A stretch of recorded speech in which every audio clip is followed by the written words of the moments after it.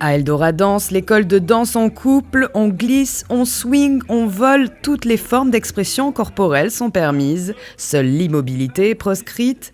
Il suffit de trouver un ou une partenaire et de suivre les pas. Ce qui est vraiment très intéressant et unique dans la danse de couple, c'est le fait que ce soit une activité que l'on fasse à deux, qui soit vraiment centrée sur l'homme et la femme, en général, et c'est le rapport qui existe entre les deux individus qui est primordial. Dans la danse de couple, ce qui est important, c'est que chacun respecte le rôle qui lui est attribué. Donc c'est un jeu, il faut accepter de jouer le jeu. L'homme, lui, a le rôle de guideur, c'est lui qui guide, et la femme doit suivre. Il y a des danses dans lesquelles la femme a un petit peu plus d'autonomie que dans d'autres, mais d'une manière générale, si chacun respecte ce rôle, ça fonctionne très bien. Ça ne fonctionne pas à partir du moment où l'un veut prendre la place de l'autre. Par exemple, la femme veut guider, ou l'homme ne guide pas assez clairement et finalement il suit plus ou moins ce que la femme propose. À ce moment-là, ça ne fonctionne pas. Ça fonctionne si vraiment chacun respecte son rôle, le rôle qui lui est prédéfini à la base. Droite, gauche, on pivote, ouverture, gauche en arrière. C'est un ensemble d'émotions. Le fait de tenir pour un danseur, pour un homme, une dame, une femme dans les bras et de la faire évoluer, de la guider et de ressentir, si elle apprécie effectivement les mouvements que l'on fait ensemble. Tout ça, c'est une satisfaction que l'on trouve dans cette danse, en tant que danseur.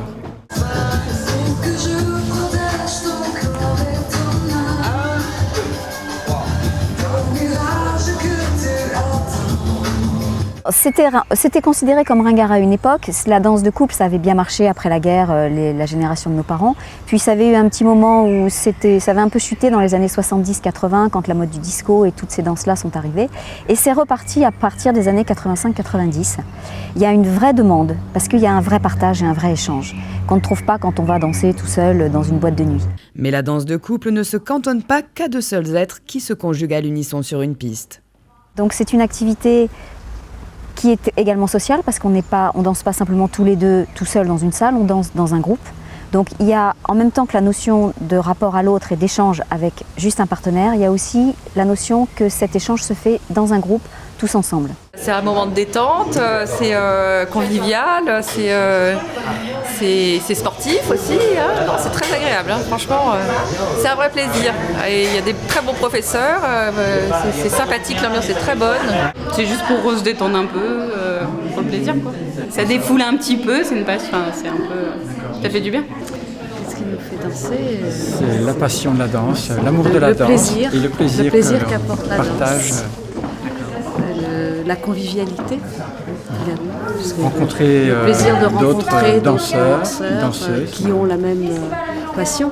Eldora Danse compte aujourd'hui 7 professeurs qui enseignent le rock, la salsa, le tango argentin, la country et autres danses de salon à plus de 300 licenciés. Non, la danse de salon n'est pas morte, elle fait même de plus en plus d'émules grâce à son accessibilité. Il ne faut pas de disposition particulière, danser c'est comme marcher, il faut juste avoir envie et se donner les moyens bien sûr, parce que parfois on peut être confronté à certains problèmes, ça dépend de son passé corporel, ça dépend de ce qu'on a fait dans sa vie, ça dépend aussi de son métier, mais c'est complètement accessible à tout le monde. Il y a des danses qui sont plus faciles d'accès que d'autres, c'est certain, des danses qui sont plus compliquées, il faut peut-être un peu plus de pratique de danse, mais danser c'est comme marcher, donc tout le monde peut danser comme tout le monde sait marcher.